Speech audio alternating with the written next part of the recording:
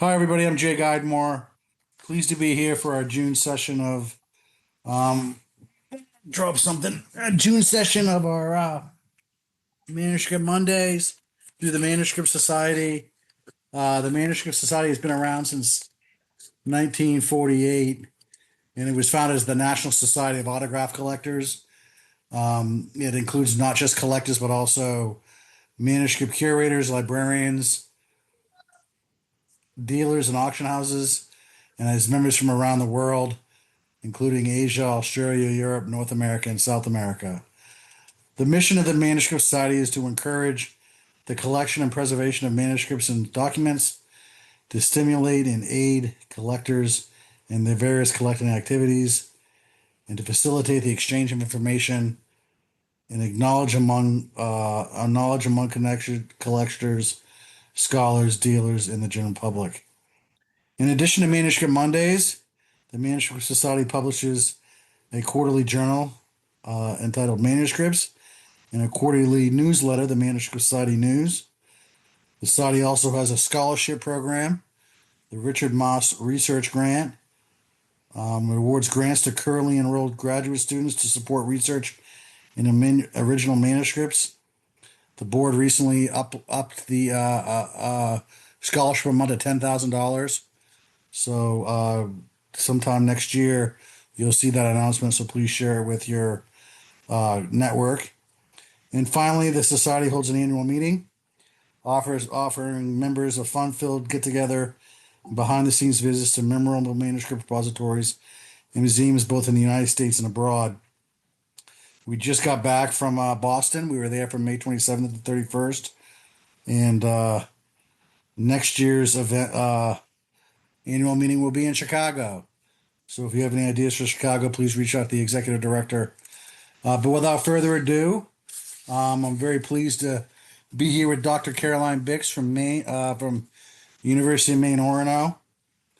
She's the inaugural Stephen E. King Chair in Literature at the University of Maine, where she teaches courses in Shakespeare, early modern culture, and horror fiction.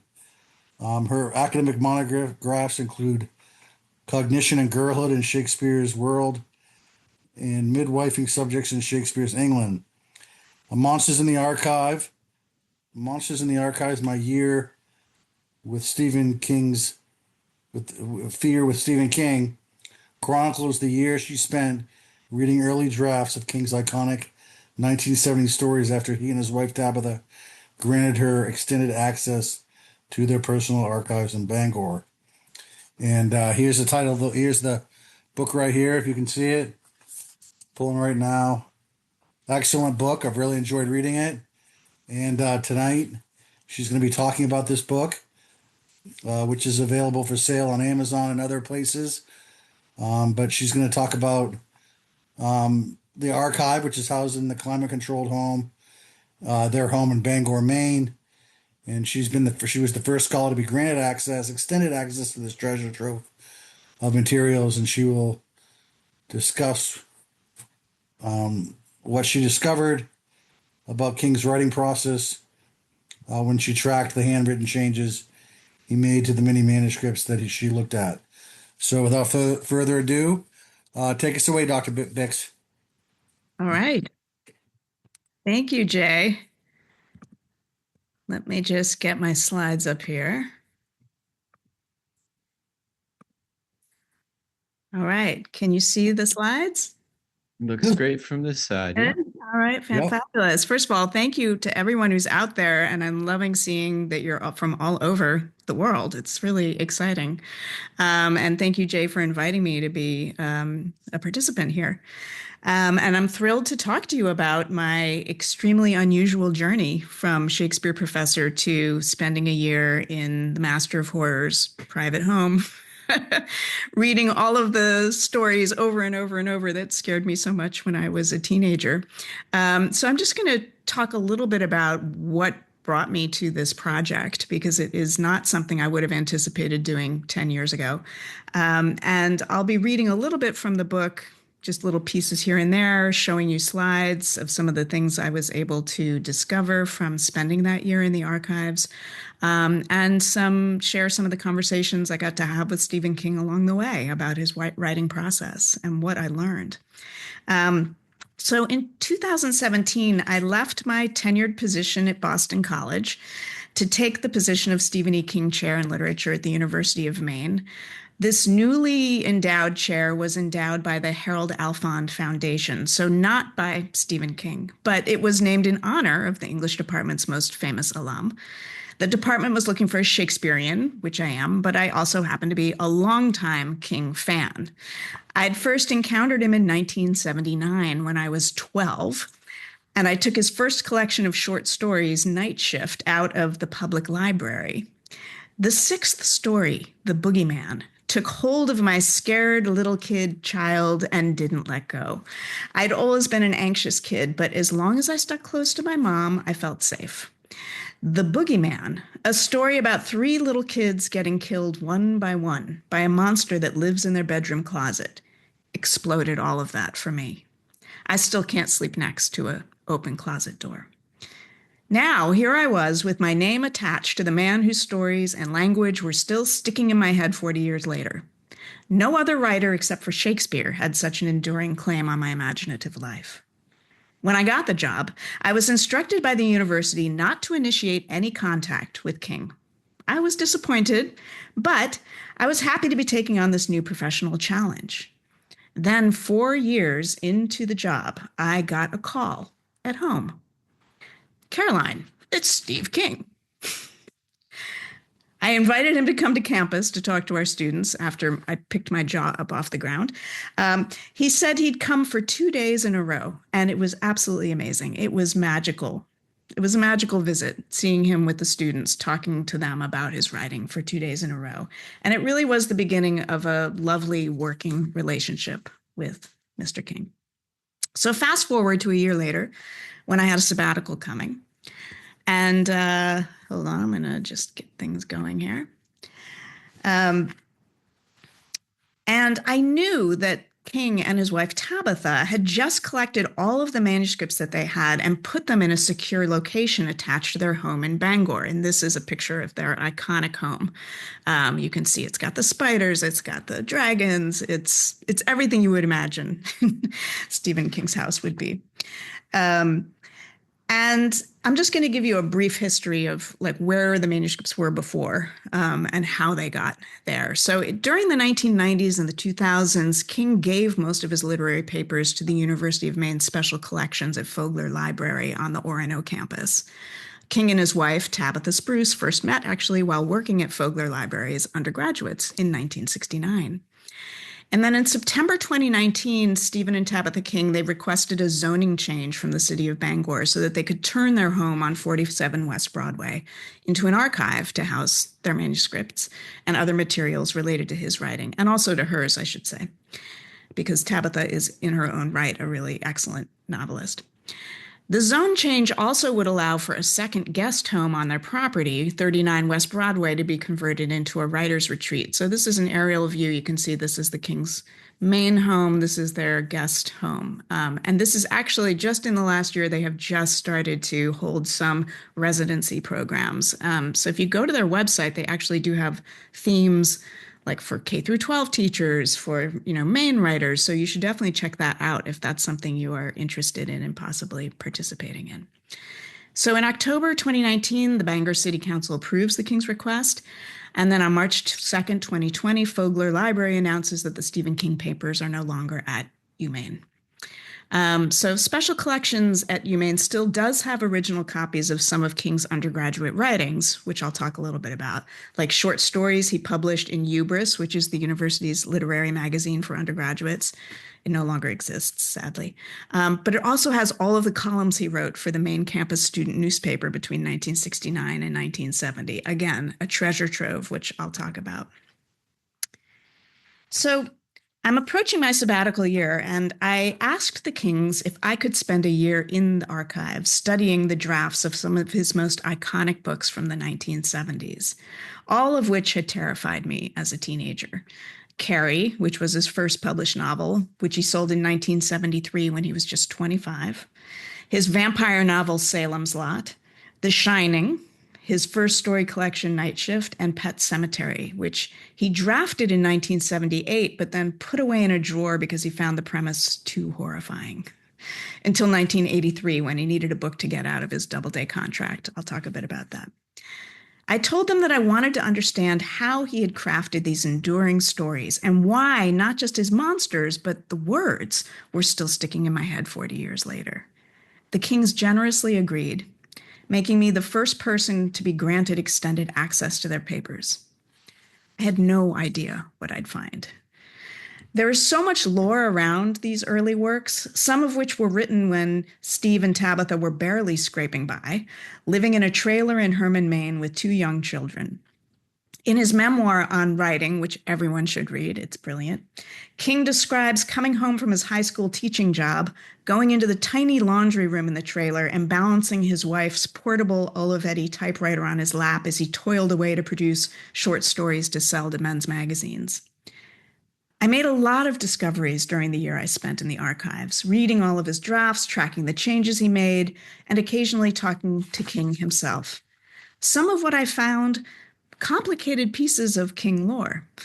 Some brought new layers of his process to life, and in some cases, I found myself in the privileged position of being able to show King 50-year-old pages of his own drafts and talk to him about what he remembered and what he didn't, which was illuminating in its own way. So I decided, and I write about this in the book, why I decided to start with Pet Cemetery, even though chronologically it was the latest book he had written from the 5 that I decided to look at. And I'm just going to read you a little bit of what day 1 was like when I started. Again, not knowing what on earth I was going to find in there. So I drove my car. I felt like a movie star, like going through those iconic gates, right? Parking in the back. So it's a renovated part of their house that used to have an indoor swimming pool that they turned into the climate-controlled space. That's the archive, and it's quite modest in size, actually. So I go in the back. I knock on the door. And the King's assistant of many years, Julie, greets me with a friendly, matter-of-fact hello. Julie introduces me to the housekeeper who keeps all the buildings on the property in order. Her name is Carrie. Of course, it is. Then she shows me how the digital database works, and I start searching. And I find records for the earliest draft of Pet Cemetery, dated September 24th, 1979, as well as the final draft, which is dated February 1979 to December 1982. So I asked Julie if I can look at this last one first. She plugs in a code to unlock the door to the archives, then disappears behind it. And when she reemerges, she's carrying a thick folder containing the manuscript, which turns out to be a treasure trove. The 536 double-spaced pages are filled with sticky notes that have questions to the author from the copy editor and King's responses to them. His humor comes through in many of the exchanges. In one example, the copy editor asks, "Is the Ludlow in this novel a fictitious place? Maps show no Ludlow south of Bangor, although there is a Ludlow in Aroostook County west of Holton." And King replies, "Ludlow is pretend. It's in the Twilight Zone. Steve." At another point, the copy editor notes an inconsistency in how Ellie addresses her father. "Dad or Daddy?" Ellie usually says Daddy, and King responds with a quote from Ralph Waldo Emerson. "Yes, but a foolish consistency is the hobgoblin of little minds. Not that your mind is little, copy ed, but constant consistency is unlifelike. Can you dig it? SK." These editorial exchanges also reveal something about King's writing process that I wouldn't have appreciated otherwise. How much attention he pays to the sound effects of his word choices. In one scene, Gage has a high fever and Lewis is trying not to let Rachel's voice, which seems to grate on him, bother him, but he still snaps at her. And King crafts Rachel's reaction to him. Rachel began, "you were shouting." The copy editor whites out. Do you remember white out? The in the SHUH so that it reads sh, sh, shouting. But in the margin, King writes stet and then elaborates. The sound of that particular stutter really is sh. Say it out loud. You'll see. This is an image of the actual second draft or the copy edited draft. So you can see the next thing I'm going to talk about here. He also stets every time the copy editor tries to change Gage, and Gage is a two-year-old, I should say. Gage's shout of excitement, "Kites flying, Daddy!" And the copy editor tries to change it to FLYIN with an apostrophe. I don't know if you can see that there. And the difference seems tiny, but King's choice of flying does so much work because it captures that sweet, nascent speech of a two-year-old, making his imminent death when he flies that kite into the path of a truck all the more horrible. All of these exchanges are master classes in how words not only matter for the meanings they convey, they are matter. The way they look on the page and sound gives them this multi-sensory heft. You see and you hear them simultaneously as King's horrible images dance their way into your mind. So there's so much that came out of that day one, right? His personality. He's never a diva. He's always actually really funny, and he's just trying to explain to the copy editor why he wants to keep it. And at this point, this is 1982, this copy edited draft. Like, he's famous by now. He could have been a jerk, but he's not. I recognize the Stephen King I met day one, who was a teacher, right? Who just wants to explain his choices, who loves talking about words and the effects that they have. You can also see how well read he is. This is something that I knew, but I was getting to experience in real time, seeing him do things like, who quotes Ralph Waldo Emerson just for the heck of it to a copy editor in a response, right? He's not showing off, he just it just came to me, thought it was funny. And that was something I came to appreciate reading his drafts and seeing all of his references he makes to all kinds of high literature, low literature. He's the most well-read person I've ever met. And you see intentionally his word sounds, but I just wanted to show you, this is a great example. So this is the galley. And there's sticky notes, which is extraordinary. Unfortunately, I couldn't untape. You can see here there's tape, so I couldn't get to the other side of this particular sticky note. But this, to me, really exemplifies King's humor and his self-deprecation. He's trying to figure out this mistake about Ruthie, who's his cousin, Lewis's cousin, who dies. And he had written Ruthie Hodges, and then the copy editor puts Creeds, and he just writes, copy edit, now I'm all bollocksed up. Uncle Carl's the brother of Lewis's dad, right? And if so, shouldn't Ruthie Hodge be Ruthie Creed? Please correct as applicable. And oh God, how did I ever get into this business? Right, so funny. And then you see the copy editor's note to the author, after you returned the copy edited manuscript at Doubleday, I found this other inconsistency. Ray Lewis's uncle, I fixed it, last sentence to third paragraph. And then I don't have the page of this, but then you see Steve writes, thanks, copy ed. So he's very gracious, which is extraordinary. But he really is so intentional with his word choices. That was probably the biggest takeaway that I had after that day one. And this really comes through loud and clear in a change that I discovered that he made to one of the book's most iconic lines. The Creed's neighbor, Judd, is explaining to Lewis that sometimes it's better to just let the people and the animals that you love stay dead, even if you could bring them to life, because that's the premise of Pet Sematary, is that there is a Mi'kmaq burial ground that brings things back to life if you bury them there, but they come back in a monstrous form. And Judd says, sometimes dead is better, is the iconic line that people know of. And that's the whole theme of the novel, right? That's the lesson that Lewis doesn't learn, unfortunately, because he's going to decide to unearth his 2-year-old son and bury him in that ancient cemetery. And then that 2-year-old's going to come back and murder his mother, Lewis's wife, Rachel. But this to me was fascinating. So in the first draft, he said, sometimes death is better. And then in the second draft, he crosses out death and he puts dead, and he has very distinctive handwriting, so I know it's his handwriting. He's got a couple different, he uses script and he also uses this this form. And then the copy editor missed it, and in the galley, he has to do it again and cross it out and put dead. So it mattered to him, right?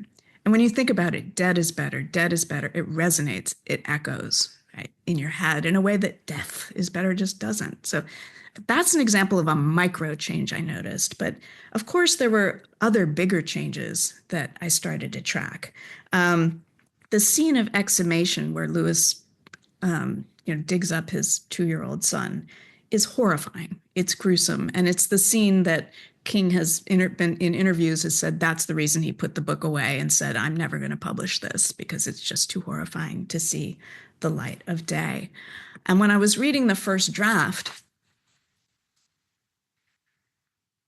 this was early on in my research, I found this big margin note. And this is also, I came to learn, is his script. I also showed it to him just to verify it. And in this horrifying scene where he's digging up his son, in the first draft, it's quite easy for Lewis.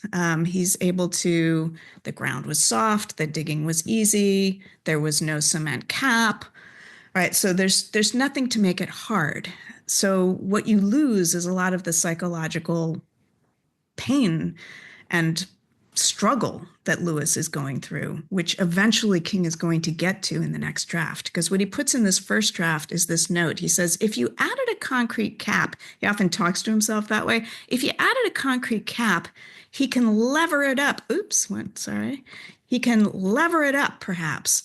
The cement wouldn't be set, or the hot patch stuff. In actuality, there probably would be a cap. So you can see him thinking through that. So sure enough, in the next draft, he's going to add that concrete grave liner, and it's going to make it exponentially more difficult for Lewis he has to work a lot harder. So along the way, he's going to have to make some really hard choices like, is this really what I should be doing? Is this what I should be doing? Also, he starts to develop a real sonic horrorscape with all of these added materials, because now you've got a pulley, you've got levers, and he starts using this word grit, I started to notice, as he starts redrafting. There's a gritty sound of the pulley against the concrete. And grit started to become this word I noticed as he was revising, that he started putting in more and more. So similarly to how he recrafts this particularly horrible iconic scene, he does the similar kind of thing with the way he changes the ending. So in the ending to Pet Sematary, Lewis decides he's going to bury his wife, Rachel, in the burial ground, despite the fact that he knows bad things happen. It's another one of these, how far are you willing to go for someone that you love, right? To have them back, which of course is the big question of this novel. Sometimes dead is better. But in the first draft, which is really interesting, Steve Masterton, who's one of Lewis's colleagues at the University of Maine, actually helps him bury Rachel. And they, in the final little short section, number 61, they play cribbage until after midnight. Steve is dealing a fresh hand. So there are two of them in this room, and they're playing cribbage, and they're waiting for Rachel's return, and they hear the back door open and then a grating step on the kitchen floor. And you can see this was finished September 24th, 1979. Then jump ahead. This is 1982. He adds a little bit to this, but not too much. It's still Steve there, right? He's there.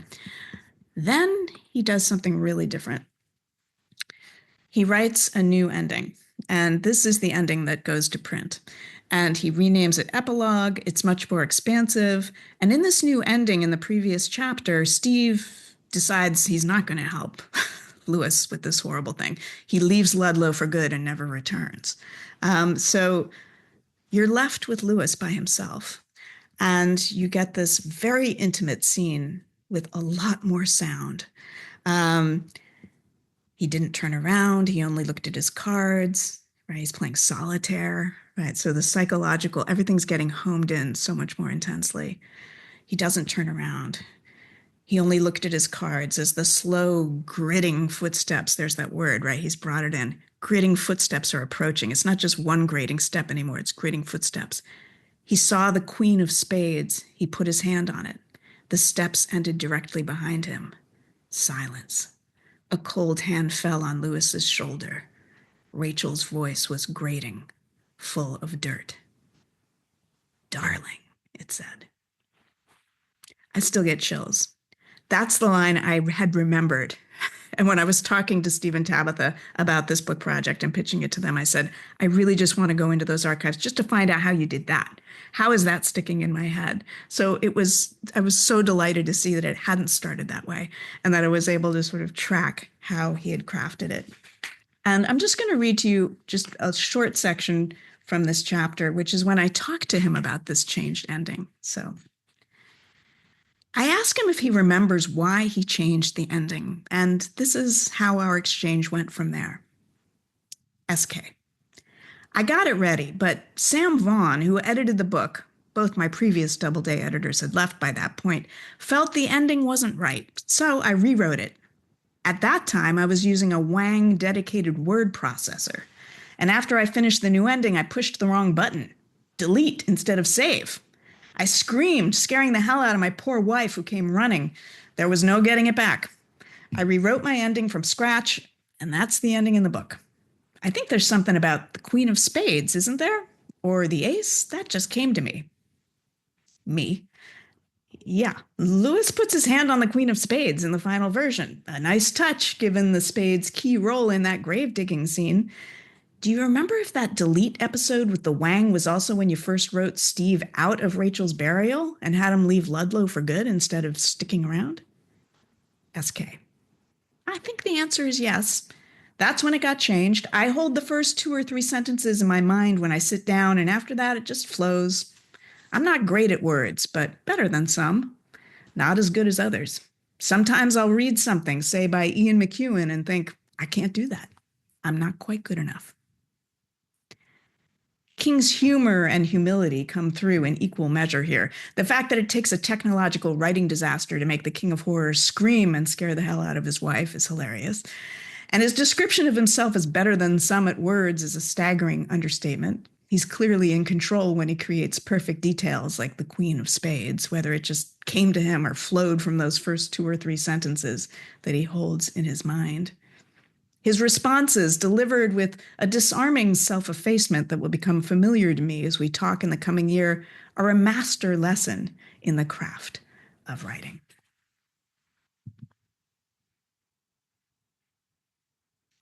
So the way I did my research for this was I spent about 2 months with each book. I didn't want to overlap them. I just wanted to do a deep dive into each one so that I could track all of the changes and just focus in and see what the story for me was that was emerging about each of the separate works. So this one is called Shakespeare Meets The Shining because that's the next chapter is my time that I spent with The Shining, which is another family tragedy. This one centered on Jack and Wendy Torrance and their 5-year-old son, Danny, who has telepathic powers. They spend a horrifying winter snowed into the Overlook Hotel in Colorado while evil spirits take over Jack and convince him to kill his family. I made a number of shocking discoveries about that novel, starting with his first draft of it, which was called The Shine, that had never been studied before. The original first 350 pages of this draft are lost, but thankfully, there's a photocopy of it with pen-written changes that are unique to that copy in the archive. The first remarkable feature of this draft is its title page. This is a note that King wrote to Bill Thompson, who was his editor, who discovered him and got him his Carey contract, which we'll talk about in a little bit. The Shine is his 3rd published novel. But it's dated May 13th, 1975, this draft. He says, Bill, here's the book. Needless to say, I hope you enjoy the reading of it. And I'd really rather you didn't show it to anyone until we've had a chance to talk about it. Also, this is the only copy, so don't lose. All the best, Steve. This was shocking to me. I'm thinking, the only copy? Really? But what's interesting is when I talked to him about that, I was like, why did you only have single copies of your works? Weren't you worried? And he said, I just thought it was bad luck to have more than one because you don't want to think that you're going to be a success, again, the self-deprecation, it's really fascinating. Um, the other remarkable discovery for me was that the first draft, none of the others, so you wouldn't know this if you weren't looking at this first draft, is this first copy it's divided into these Roman numeral acts and scenes. So when I saw this, so scene 2, the basement, the office, you can see up here, he does this. I was like, I feel like I'm looking at an Elizabethan play. And obviously, I'm a Shakespearean, so that's sort of where I'm going to go anyway. But then I discovered that, in fact, he was imagining a Shakespearean tragedy. This is a piece he wrote for Whispers magazine in 1982 that I found in the archive. I think it's pretty hard to find. He talks about his original idea was to write this in the form of a 5-act Shakespearean tragedy with scenes instead of chapters. Because for him, it was a visualization. It was a way for him to visualize this. So whereas Pet Sematary, for me, the story became about the sound, this one became about the visuals. Like, this was a play. And of course, as a Shakespearean, I was like, well, which Shakespearean tragedy? But I didn't want to ask him because I wanted to have the fun of the literary chase. So, a lot of this chapter for me was sort of working through, what was I discovering? Where are the Shakespearean echoes? But not just that. As I worked my way through all the drafts, I noticed how he was paying really special attention to the visual elements of the scenes as he revised. The dead woman in the bathtub of room 217, which really is one of the scariest of King's monsters, I think, was a case in point. And as this quote shows, you can see that King himself was terrified of her. Like, this is a really fun quote that I found in an interview that he did ages ago at the Billerica Public Library about how he kind of dreaded going back to that scene when it was time to rewrite it because he was just scared. And I love the idea that he's able to write things that just scare him so much that he doesn't even want to look at his own writing again. But he did. He's a relentless reviser. He's very disciplined. But what I found really interesting about this, if you can see here in the margins, in this first version, the woman in Jack goes into the bathroom in room 217, and he sees a wet bath mat, and he sees wet footsteps leading to the door of the room. And he makes a big deal out of it. And if you can see here, what he ends up writing in the corner, he says, bath mat on floor, not wet, no footprints, smell of soup. And where it says the rug was stained a darker color of rose like blood, he just puts no. So he wants to sort of pare down those visuals. And in the next draft, he takes all of that out so that it's almost as if she's a hallucination. There's a possibility that Jack is hallucinating her. There's the smell of soap, but there's none of this tangible, visible evidence. So I thought that was fascinating to discover that. And as she was becoming more of a hallucination, I started to become more and more convinced that Macbeth must have been the Shakespearean tragedy at the story's foundation. There's all this brain bashing, and they're ghosts, and they're hallucinations. And I thought, my God, it must be Macbeth. And sure enough, I actually, in this first draft, found a reference to the witches of Macbeth that didn't make it past this one draft. So buried in here, this is when Dick Halloran is stranded. His snowplow goes into a snowbank, it's his car that goes into a snowbank. And he talks about how he's already met 2 people that day who have the same shining power that he has and that Danny has. And he says, well, that's a lot for one day, right? The ones that always finished up with everyone, he says, this is like a tragedy, right? Where everyone's going to go insane at the end of Act 5. When shall we 3 meet again? Ha ha ha, which is the opening line of Macbeth. So I'm like thinking, I've solved the big mystery, right? This is it. Stephen King was definitely thinking about Macbeth. But I also found references to Ophelia, another drowned female, like the woman in room 217 that he ended up cutting.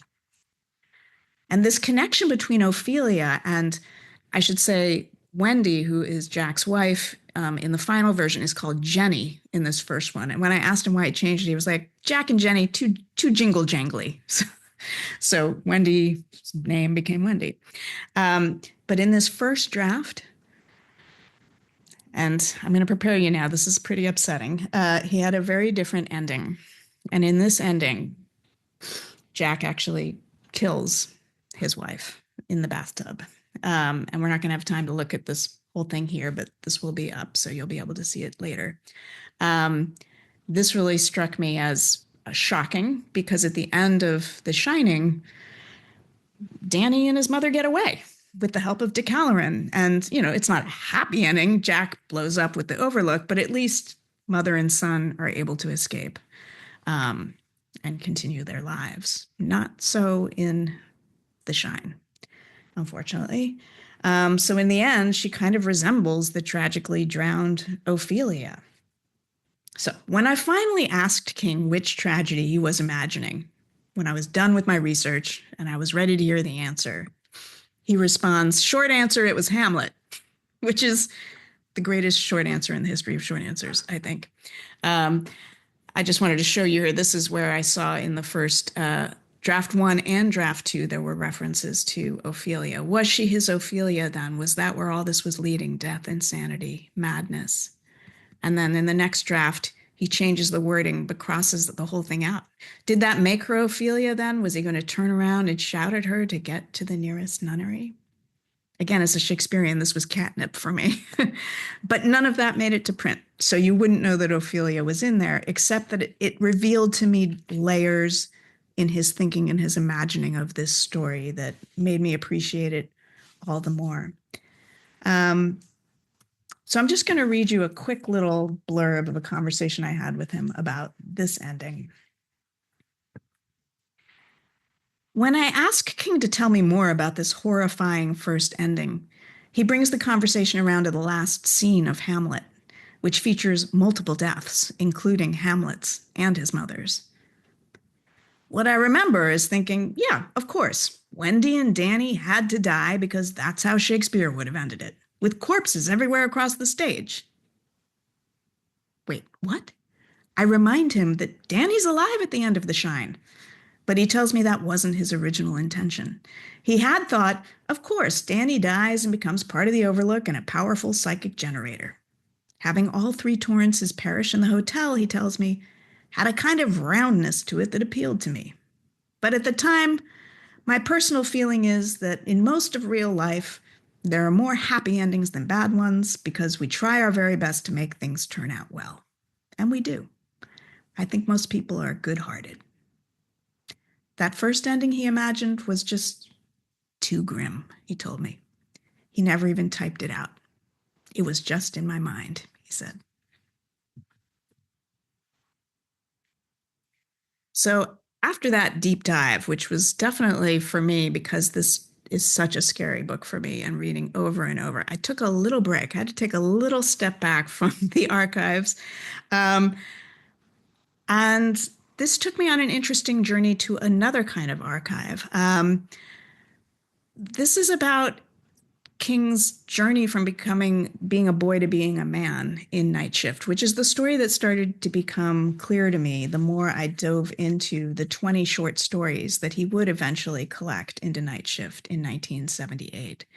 I decided I wanted to go back to King's days as a Maine undergraduate, which were between 1966 and 1970, because he wrote a lot of the stories in that collection during those years, or just after.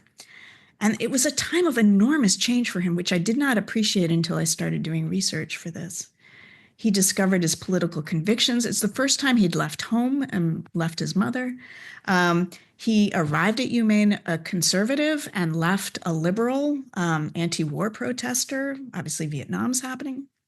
He participates in anti-war protests. He develops his writing both in and out of the classroom. He, to his own, statement, which he talks about in On Writing, developed a drinking problem. He fell in love with Tabitha Spruce, whom he'd marry within a year of graduation, and within 2 years, they'd have 2 children.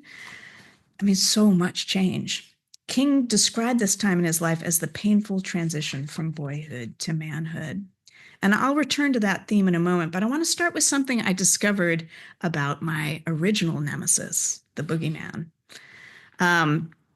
I just love this first page. I mean, this was the first story I wanted to tackle, of course. And fortunately, the archive actually has an undated draft. And what was so cool about this when I found it, I was like, oh, this is Olivetti type script. Like I did, there's so many legends about that typewriter. I'm like, oh, that's it.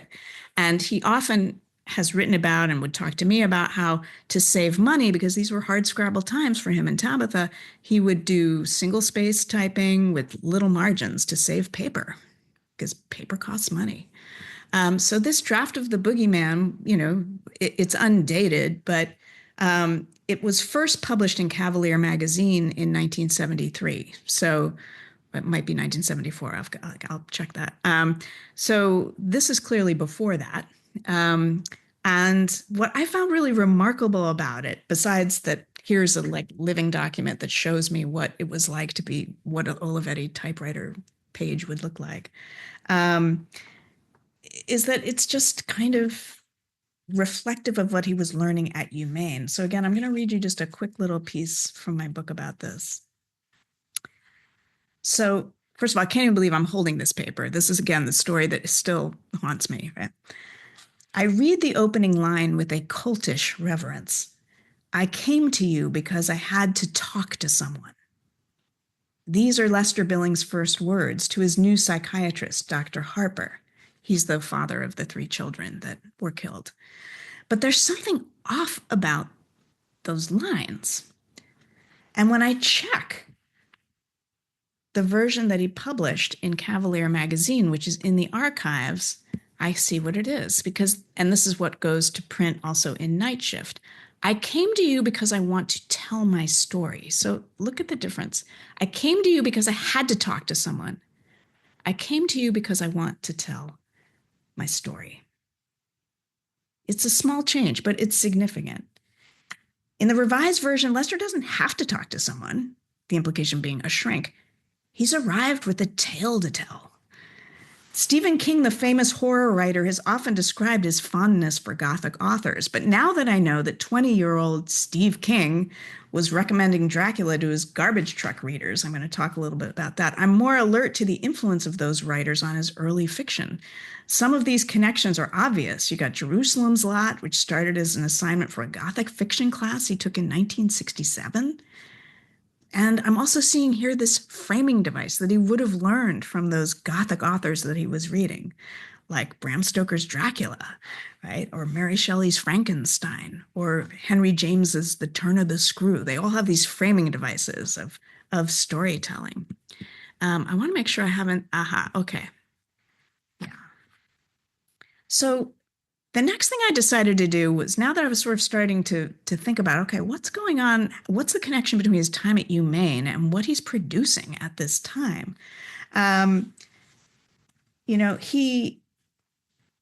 He had this column that he wrote for the Maine campus newspaper called King's Garbage Truck. And I thought, okay, I've got this opportunity to read what Steve King, the undergraduate, was thinking about when he wasn't writing fiction. And he left behind, and again, this is all in the UMain's Fogler Library. Not all of them, but there are many of the columns that he wrote. And usually they're quite funny. He talks about oh, this is what I'm reading these days, or let me tell you what's in Fogler Library in the way of pornography, or, he does a lot of biting social commentary and political commentary. And if anyone follows him on X or other social media platforms, you can hear his voice, even as an undergraduate. But this to me was a really powerful one that I came across. And again, I'm just going to read you a little bit about this column and a little bit about what I discovered. So, in one especially personal and political installment from May 15th, 1969, King ditches the irony and the humor that he usually uses in this column. He's describing a peace march that he and his peers had participated in on campus a few weeks earlier.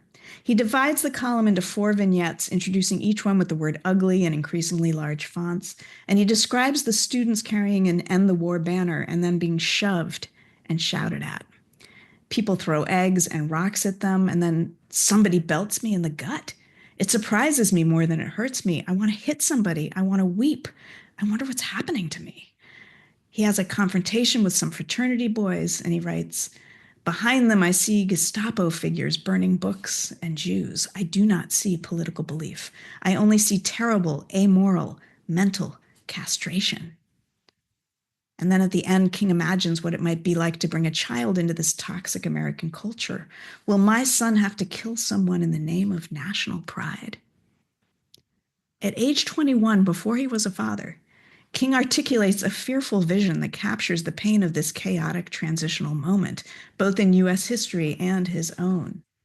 He's like a little kid kind of wondering what's happening to him, but he's also able to envision what it would be like to be a father, fearing for his child's future in such a world. Then I find what I consider to be a real treasure as I'm reading through a bunch of different issues. It's a letter to the editor written by R.A. Graves, MD, director of the Student Health Center. The aptly named Dr. Graves describes a global health crisis that's made its way to the Maine campus. Preliminary laboratory work reported this week indicates the epidemic we experienced just prior to the Christmas vacation was almost certainly due to the Hong Kong strain of A2 influenza. I had never heard of this 1968 flu pandemic, although it killed millions of people around the world. I'm convinced that the Hong Kong flu pandemic must have inspired King to write his nihilistic story, Night Surf. Right? So Night Surf is interesting. This is a story that he wrote as an undergraduate in 1969, okay? And it's about students, Maine students on a shore. They've survived this global pandemic, this Hong Kong flu influenza. And he publishes a version of this in the spring 1969 undergraduate magazine of Hubris. And then a few years later, 5 years later, he's going to publish it in Cavalier magazine to make money. And he's going to make a little change to it, which is interesting, but I think it's pretty significant because in the first version, there's a brief exchange where Bernie, the main character, is having an exchange with Needles, and he's sort of struggling with why they decided to burn this man alive. The story starts with they're just kind of bored, so they burn this guy alive, or they think it's going to have some talismanic power to protect them from the flu. But it's horrible. It's like the lottery almost. He's very influenced by Shirley Jackson, by the way. He often writes about that. And you see Bernie, the main character, sort of struggling, like, why did we do this? We could have shot him. We didn't have to burn him alive. And then by the end, Needles is like, well, if it makes you feel better, I wouldn't do it again, Bernie. So you get the sense that this is like undergraduate King who's still like maybe has some ideals, like maybe we don't have to become horrible adults who are corrupt and do awful things. But 5 years later, by the time he publishes it in Cavalier, all that exchange is gone. Like there's no push me, pull you of ethical kind of exchange. So that to me was really interesting and spoke to me about how, King is changing the story as he's growing up. You can sort of see the changes to the stories. Anyway, back to the Hong Kong flu pandemic, which I apologize, it's such a racist term. That's the term he's using. So I'm convinced that must have inspired King to write Night Surf. I mean, how could it have not? He writes it in 1969 when this pandemic's happening. And I think, wow, this is the greatest literary discovery of all time. So I email him all of these snippets from the UMaine campus newspaper, from Dr. Graves, and I say, well, I'm sure this must have been it, right? And he writes me back, I'm sure I was aware of A2 flu. I had a little bird, his name was Enza. I opened up the window and in flew Enza, but I doubt if it or Dr. Graves had any influence on Night Surf. We were young and thought we were going to live forever, just like those kids who partied in Lauderdale at the height of COVID. Well, looks like I've struck out. And yet, I think he's revealed something important here, whether he intended to or not. He wrote Night Surf when he was one of those kids who, like the ones in the story, thought they would live forever. It sprung from his young adult imagination while his heart and mind were processing the crises around him. In this sense, the story and King's columns speak to something universal about this in-between stage and the cognitive dissonance that accompanies it. No longer kids, not yet adults. Young people have to hold two opposing concepts in their heads at once. A grim future's coming for you, and you are invincible. Okay, I'm keeping my eye on the time, so I'm going to just move forward here and talk briefly about Salem's Lot, which was really an incredible experience for me doing this research, because this took me to Durham, Maine, which is about 25 miles inland from, out from Portland, Maine. And it's a small town upon which King based Salem's Lot, the vampire novel that he imagined and started to draft during those hardscrabble years before Carrie sold in 1973 and changed Steve and Tabitha's lives. And my favorite conversation with King was when he described moving to Durham at age 11 with his mom and his older brother.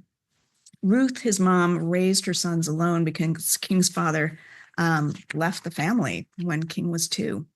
He never saw him again. And the trio moved around the country for the next 9 years, just scraping by. So the move to Durham, where Ruth's parents lived, it was the first time he'd settled in a rural community, which I was surprised by. And it was the first memory he had of living in Maine. And he told me that he hated it at first, in part because his independent mother was so bound to her parents and she hated it there. She stayed there until she died of cancer, or a cancer got her, he told me. And she died sadly when he was 26, so months before his first novel, Carrie, was published. But he also described how he fell in love with the town as he was talking to me, and how he just, the people, the landscape, the community. He met his best friend, Chris, when he was 12, and they played music and wrote stories together. And so that really changed for me how I approached Salem's Lot. And one of the most amazing things, so this was this second draft of Salem's Lot that I found. The town is called Mompson in the first couple drafts. There was this hand-drawn, very detailed map of Mompson that was slipped in between the manuscript pages. And I showed it to him. I said, did you draw this? And he says, nope. He says, that's my friend Chris. I recognize the printing. So I thought that was fascinating to think about how embedded in this manuscript, right, is his best friend and these memories of this town. And that's when I realized that this was really a novel about it wasn't a vampire novel. I mean, it was, but it's a love letter to your hometown, right? It's about trying to save a place that traumatized you, but also you fell in love with. So I love that his best friend's kind of embedded, actually, like literally in the leaves of this manuscript. So lots to talk about there. I think I'm going to have to skip this for the sake of time. But I did want to just sort of point this out. This to me was really fascinating. So King sold the paperback. So he sells Carrie in April 1973. But it's like $4,500 or $2,500, sorry.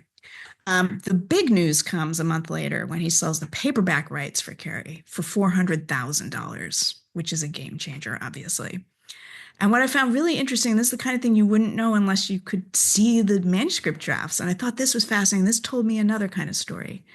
So he finishes the first draft of, and again, look at the Olivetti, I love it. He finishes that first draft of what is called Second Coming. That's what Salem's Lot was called for the first couple of drafts.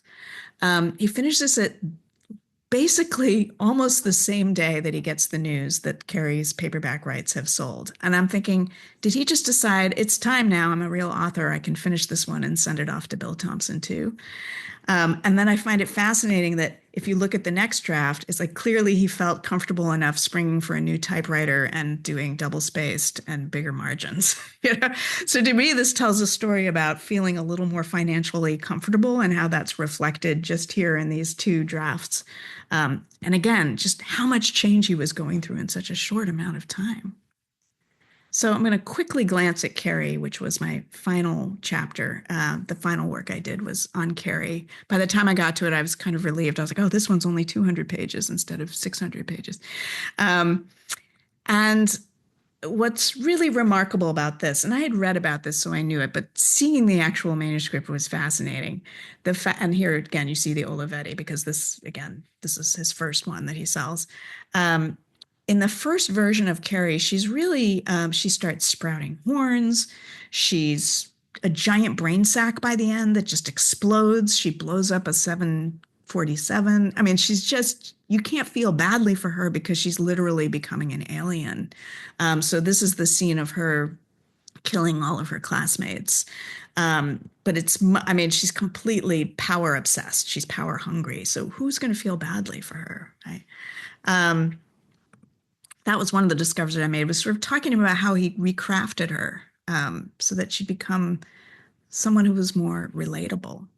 But this was another really interesting thing that I discovered was that the first draft of Carrie and the second draft of Carrie were set in Massachusetts, not in Maine, which was a surprise to me because so much of the lore around that book and about Stephen King is that Carrie put Maine on the map for people around the world, right? No one knew about Maine, but he's a Maine writer, and this is a Maine story, right? It takes place in Chamberlain, Maine, but it actually in the first couple drafts was like Framingham and Chamberlain, Massachusetts, and there's Filene's basement, and it was to me it was just kind of odd. So I found this note. This is a memo from Bill Thompson, the editor, to the compositor and the proofreader from July 9th, 1973, saying, please note, locale has now been changed to Maine. Please check for Massachusetts references we may have missed. What to me was so fascinating about this is that when I asked King about why he changed the locale, he said, I don't even remember that I set the first ones in Massachusetts. But and then he said to me, I probably did it because Bill Thompson just told me I'm a Maine kid. I should keep it in Maine. That was his memory of that. But what I think happened, remember, this is when he finishes that first draft of Salem's Lot, which is so undeniably a Maine-based story, right? It's about Durham, Maine. Is that he sent that draft to Bill Thompson. And then within 3 months, right, when Carrie's in production, I think Bill Thompson was like, yeah, I think this Maine thing has legs. I can't prove that, but that's my suspicion. So I think I'm out of time. And I would love to hear your questions. I can talk about all kinds of things, whatever you want to talk about. So I'm going to stop sharing and would love to hear whatever questions you want to ask. Thanks, Caroline. That was wonderful. Excellent. Your description of the literary archives and how you evaluated it and the different sleuthing that you did to answer the thing. So that's wonderful. Thank you very much. So here's a question from Joe Fay. I wonder how future scholars will find opportunities for similar research, given that many authors presumably no longer correct drafts on paper or at least print them out and preserve physical copies. What is the future of studying our author development in the digital age? If you cover this in the course presentation, okay. He had asked this question very early on before your presentation. No. I mean, I didn't talk about it because part of the thrill for me was I was only looking at these. I mean, that Wang word processor one is the only one of all those manuscripts because he was doing everything on typewriters with handwritten comments. So again, I was able to track these changes in a way that it's a great question. I don't know how we're going to be able to track in the future unless authors save their Google Docs with their tracking changes. But I don't think that's going to have the same kind of information that it's going to be able to convey. I mean, look at just these little things you got to see just with like things you're crossing out, right? Things that you're crossing out again and again, right? It's so many things that came through. So I don't know what the future will look like. I think authors are going to have to be very intentional about how they want their legacy to be preserved. Now that brings up a question I have. Has Stephen King, has he changed the way he writes his books over the years? Has he moved to a computer? Yeah. Oh, yeah. No, he's definitely does word processing. That said, he has not changed his basic process, which he has said to me many times. It's like I write a first draft, then I go back and I tweak it, paying attention to things like word sounds and what's clanging on the reader's ear. And then I take a third pass. That's where I do the polish. So he hasn't changed his routine of those three steps, but it's all computers now. Is he saving each draft as he writes it? I don't know. I haven't asked him that. It's a good question. Yeah, I'm just always curious about how that changes. Yeah. What's the most interesting thing or your favorite item you had that you saw in the archive? I mean, there were so many. I mean, I will say getting to see the shine, that first draft was so shocking, but also all of the Shakespeare connections. So probably the work with the shine was one of my favorites, but there were so many. I mean, holding the first page of the first draft of The Boogeyman, the story that had terrified me. But part of the book for me is also just sort of unearthing, like, why was I so scared of that? And trying to discover why we're scared of certain things and how they stick in your head. Um, King's Archive seems very intentional, or seems very comprehensive. Was that intentional, or did it just happen to be that did they see the benefit of saving each draft? Like did they think that later on somebody would be it'd be important for them to look at that? I cannot speak to their intentions. Part of what the reason this relationship worked between me and King and his wife, Tabitha, was that I was very clear about respecting their privacy. So I didn't really pry too much into their intentions or, anything too personal. If he wanted to share a story with me, like about Durham and about his mother, great, but I didn't pry too much. So I mean, clearly there was a conscientious effort to protect the manuscripts. I think it was challenging for special collections at Maine to, they don't have the resources to have a climate controlled space in the same way. So I think it was clearly an intentional move to preserve the manuscripts. Yeah. And here's a question from Susanna Maynard. Do we know how much back and forth he had with his students when he taught at UMaine as far as his own writing went? So he only taught for 1 year um, as a guest teacher in 1978, and that's the year that he and Tabitha rented the house in Orrington, Maine. That was where the Pet Cemetery, where he wrote that first draft of Pet Cemetery, and where their youngest son Owen almost got hit by a truck. And that's the road that I take to work every day. So I couldn't believe when I made that discovery. Um, so it was just that 1 year he was there, but he did teach high school at Hamden Academy for a few years right after college. And I had the incredible gift of getting to meet somebody who was one of his students. And they just said, I remember him reading this story that he never published to us. So he's like, did you get to see that? I'm like, no, I didn't. I wish I had. Um, can you speak to the significance for future scholarship now that they've decided to take the archive private? So I should say it's not like nobody can get in there. They are not like closing this down and I got some secret access. I was the first one outside the family and foundation to get that extended access. And in part that was, I think, because they wanted to sort of see what would it be like to have someone in there? Like, how is this going to work? Where are you going to sit? Who's going to oversee it? So it's sort of like, I like to think I was helpful in that way for that. But now that that's happened, you can apply. You can put an application. If you go to their website, the SEK archive, you can apply but you have to have a very specific project, and they'll usually just have you in there for like a few days. And it's quite a long, because they can't have a lot of people. You can only have one person in there at a time. So I don't know where they'll end up with that, but I'm glad to see that they are opening it to more people, to scholars, or people who have serious projects. Um, yeah. Has he been talking to any archives about potentially taking it over, like when him and his wife pass away and the children or so forth? Or like you said, it was at UMaine Orono at one point, but then it was taken back. Do you think another institution will get involved to I preserve really the can't archives and speak make to them that. I accessible? can't speak to that. I mean, I Yeah, think no. I think it's in a good place. I don't see why it would move again now that it's been all organized and it's, safe. Yeah.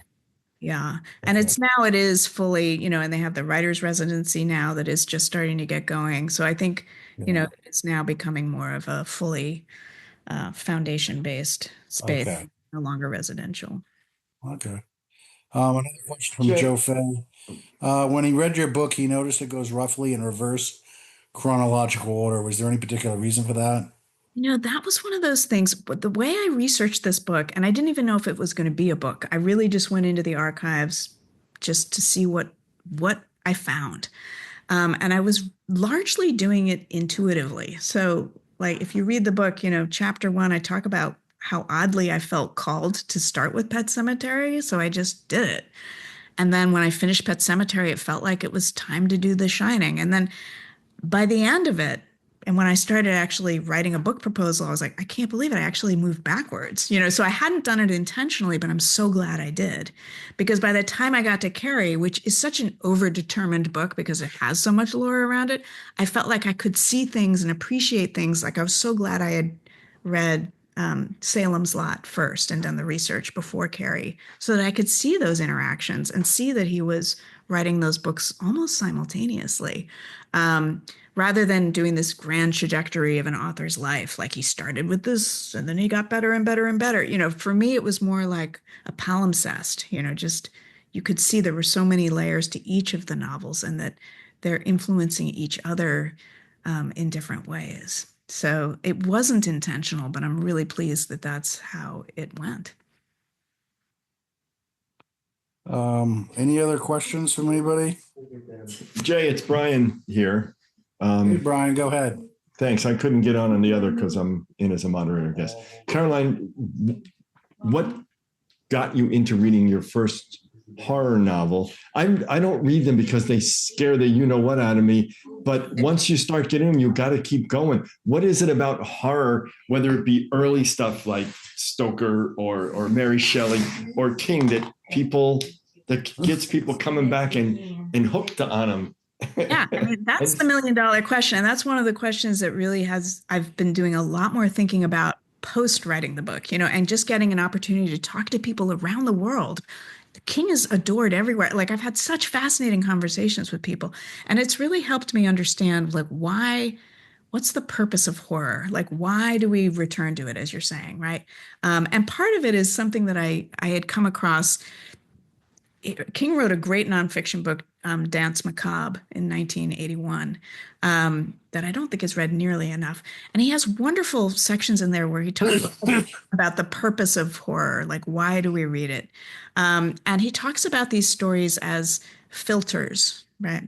Like ghost stories and horror stories as filters so that we can metabolize our fears without having to look directly at them. So, and that really spoke to me and made me think about horror. It's not like the gross out factor. In fact, as I saw him revising and revising, he would pull back on the gross out factor and really home in on what is the human tragedy here, right? What is the human fear that is at the root of all of these stories, right? And so many of them, for the ones that I was looking at from the 70s, right? It's about the fear of losing your child, the fear of losing your mother, the fear, right? These are like core fears that I think are shared by, all of us universally, right? So I think we turn to them because they are ways to metabolize our fears, our grief, of actual loss or just a fear of a loss, and that really struck me too. The last story in Night Shift is about it's really a thinly veiled story about his own mother's death from cancer when he was 26. And it's called The Woman in the Room. And it's not supernatural. There are no monsters, but it's just all told from the point of view of this one young man who's trying to decide, like, whether he should help his mother. Which is not what Stephen King did, but it just struck me. Wow, that story, and he's written really beautifully about how that story for him is something that was like therapy for him, right? And that he reads it again and again, even though it's hard, because it's a part of who he is, and it's helps him feel a little bit better, And that really spoke to me too about why we read these horrifying stories. So. That's great. Thank you very much. Appreciate it. This is a wonderful presentation. Just incredible. We should have given you 2 hours. I mean, I can stick around if people want to ask more questions. Yeah, if anybody has any more questions. Yeah, some really great feedback. Some really great comments in the chat box about I wish it was scheduled longer and fascinating. Somebody mentions that King contributed a fascinating introduction to a Signet Classic edition of Frankenstein, Dracula, and Dr. Jekyll and Hyde. Yes, I have that edition. I teach it. So he says King would have made a great literary critic if he had chosen that route. But here's the thing: he actually doesn't like the whole literary criticism thing. To him, he's written about this on writing. He's like, it's like taking a butterfly and like sticking a pin in it. They're like, so I don't know if he would want to be a literary critic. Um, well, that seems to wrap it up. Okay. Thank you very much, Caroline. Thank you so That much was for having excellent, wonderful. me. I really recommend getting the book and reading it. It's wonderful, especially not only if you're a Stephen King fan, but if you're just interested in manuscripts and archives and the use of words and so forth, and the visualization about The Shining and all that kind of stuff. It's a wonderful book, very well written and an easy read. And just want to thank you very much, Caroline, for your presentation and joining us here tonight. Thank So you. Thanks everybody for joining. Take care. thank you. Bye. Bye bye. Have a good night, everybody. Thank you.